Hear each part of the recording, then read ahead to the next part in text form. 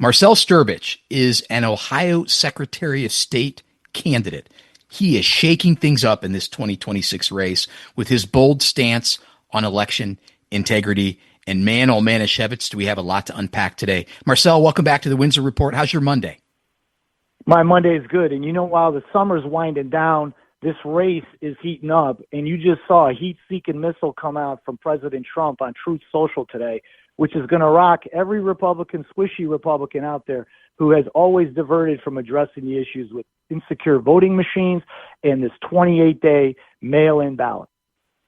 He absolutely released a heat-seeking missile that will force people off of their apathy. It's why I love it. And in case you're just determining what we're talking about, President Trump announced today an initiative that calls for ending mail-in ballots and using watermarked paper ballots, not voting machines. Marcell, why do you support this move? And frankly, I think it's one that you've pushed for. You don't just support it. You've been championing it here in the Buckeye State. And how do you think it will restore trust in Ohio's elections?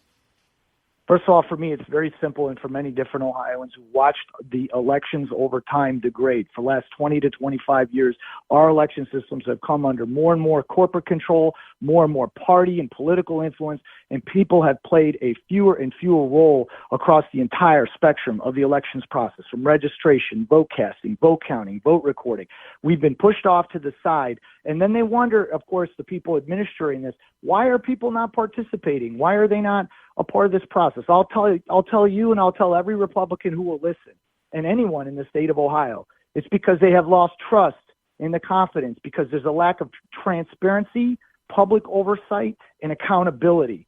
And anytime that happens, it takes somebody from the outside who's not beholden, who's not trusting the positions and trading them and taking turns, which has become a sport here in Ohio. And so what I see a future where Ohio saves tens of millions of dollars going back to an age-old trusted method that we did for 150 years, if not more.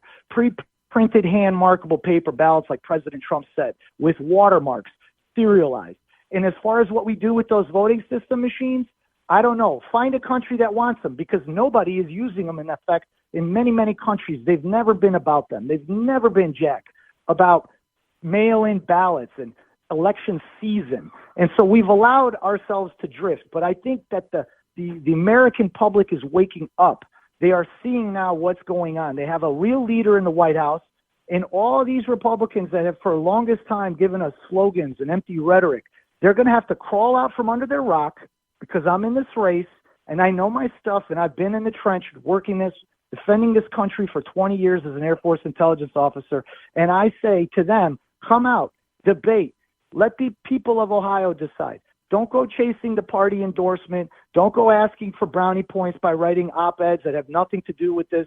This is the gamesmanship that we're playing. And I'll tell you, if they can withstand 9 months of this, I'm just getting started. One of the things that perturbs me, Marcell, and there are many, many things that perturb me, particularly in politics, but one of the things that utterly perturbs me is that it's common sense risk management 101 stuff. You and I have talked about this. If you don't want illegal people to vote, don't put them on the voter rolls. Make sure that they don't get on there. Well, how do you do that? You penalize people for putting them on there. And if somebody cannot clearly articulate and prove that they are a registered voter, they should go into provisional status until such time that they can prove that they're a registered voter, because free and fair elections also have to happen for people who are credentialed registered voters. You can't water down the electorate. Those two things are common sense, and they've just been passed off like, But here's the thing. Ohio Secretary of State Frank LaRose claims that 99.9% accuracy was the tail of the tape in the 2024 election audit. How do you respond to those who say Ohio's current system, including mail-in ballots, is already secure? Two ways.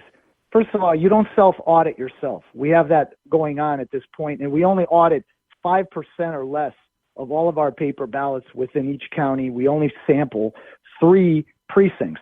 So how are you going to cite accuracy? You can say it's 100%, but if your sample size is so small, how can you assure the people of Ohio that in that sample size you have identified the potential for fraud, error, or manipulation? So, I mean, this is the old bias of omission trick that has been used on the people these elections are supposed to serve us. They're not supposed to serve 3 or 4 vendor system companies. And I think what's happened is we've fallen into this entrenched interest trap where we're not getting the resources anymore because these systems are so antiquated, Jack. When the president said he's going to lead a movement to eliminate insecure voting machines, I mean, we could have said that 15 years ago. They're using a 2005 security standard today, which is pre-iPhone era. And nobody's shamed at that. Nobody thinks that our vote is not worth as much as, for example, protecting our money. I think if we keep this up, we're going to have to change this whole system in a gradual way. It's going to have to be systematic because we've done this over 25 years. But the reality is this is a fight for our political future in the country. Okay? With the elections comes everything else. This is not about driving an outcome for a candidate. This is why people have not wavered with President Trump in office. This is why we're more robust. This is why 2 counties went out and got signatures, okay, to do hand counting, and they had hundreds of people sign this legitimately to bring forward a citizen-led ballot referendum in Seneca and Monroe counties. Now, why would they do that? Well, in Monroe County, it cost them $63 a vote the last election, for when you take into account how much the machines and the costs that went into that. So these counties are already broke. They're under financial duress. Why should one cookie cutter size fits all solution apply to Monroe County and Cuyahoga County? It makes no sense other than we're serving somebody's interest. And when I get in as the Secretary of State, this is going to stop. And we are going to become the beacon of election integrity. We are going to follow through on what President Trump's guideline and vision is. And we're only 9 months away from finally being able to turn the corner in the May 2026 election when Ohioans go out and they cast their ballot and we pull off the biggest surprise and upset in many, many years in Ohio. Marcell, I have to admit out of the gate on this one, I might be kicking the horse that you just killed.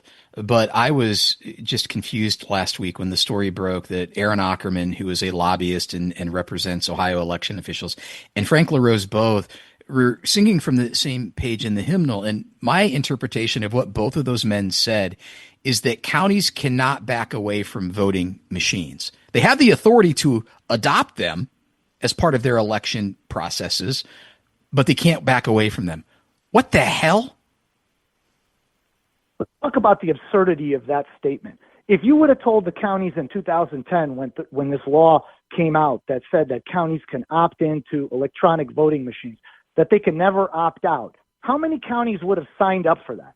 Explain to me what contractual relationship in the private sector exists where you buy a product and you're never allowed to walk away from the product. So what we saw last week was more legal knot twisting from Secretary of State working in conjunction with the county prosecutors and working in conjunction with the County Board of Elections, which isn't going to go against the Secretary of State. They're appointed by him. And all of this was a facade of legitimacy to basically mollify what these counties have been legitimately doing.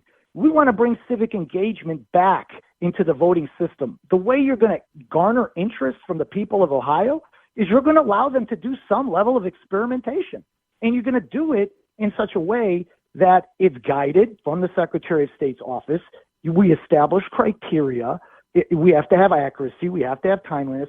This whole argument that it's going to take us days is like proving a negative. It's an absurd argument as an excuse made so that they don't give the County Board of Elections an opportunity to produce the potential disproving of evidence that they can do it. And we're on to that. And I want to know, where is the treasurer who's declared for Secretary of State? We're going to talk about that. We're going to talk about that next. We're going to talk about that next, Marcell. Stay with me. And listeners, you stay with me. More with Marcell next.